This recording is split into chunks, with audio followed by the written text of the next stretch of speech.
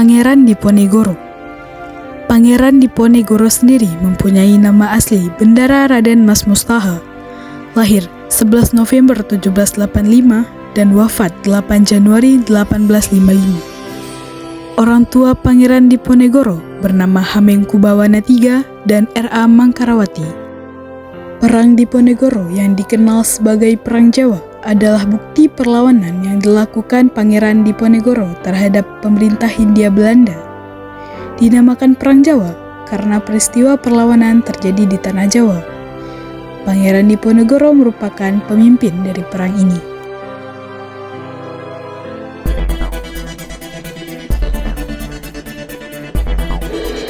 Penyebab Perang Diponegoro adalah ketidaksenangan Pangeran Diponegoro terhadap campur tangan Belanda dalam urusan kerajaannya. Pengaruh Belanda terhadap keraton semakin menguat ketika istana sedang labil karena Sultan Hamengkubuwono IV masih kecil. Inilah yang menjadi awal perjalanan Pangeran Diponegoro terhadap Belanda. Perang Diponegoro berlangsung selama 5 tahun, yakni pada tahun 1825 sampai 1830.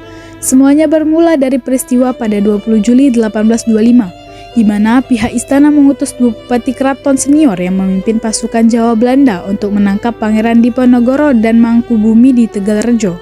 Beruntungnya, Pangeran Diponegoro berhasil lolos, namun kediamannya di Tegalrejo habis dibakar.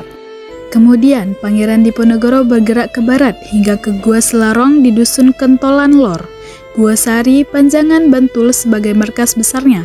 Disinilah Pangeran Diponegoro menyiapkan strateginya. Perang Diponegoro melibatkan berbagai kalangan, mulai dari kaum petani hingga kaum golongan priai yang menyumbangkan dana berupa barang dan uang sebagai modal perang. Selama perang, Pangeran Diponegoro menerapkan strategi perang gerilya dan perang atrisi. Perlu diketahui bahwa pada puncak peperangan di tahun 1827, Belanda mengerahkan lebih dari 23.000 orang serdadu yang belum pernah terjadi sebelumnya. Menurut Belanda, Perang Diponegoro merupakan perang terbuka dengan mengerahkan berbagai jenis pasukan, mulai dari infanteri, kavaleri, dan artileri yang berlangsung sangat sengit. Pada tahun 1829, Kyai Mojo ditangkap, menyusul kemudian Pangeran Mangkubumi dan Alibasa Sentot Prawiradirjo yang menyerahkan diri kepada Belanda. Berakhirnya Perang Diponegoro ditandai dengan penyerahan diri Pangeran Diponegoro pihak Belanda tahun 1830. Perang Diponegoro terjadi selama 5 tahun dan menimbulkan dampak yang sangat besar. Berikut ini beberapa dampak Perang Diponegoro. Yang pertama, menelan korban tewas sebanyak 200.000 jiwa penduduk Jawa.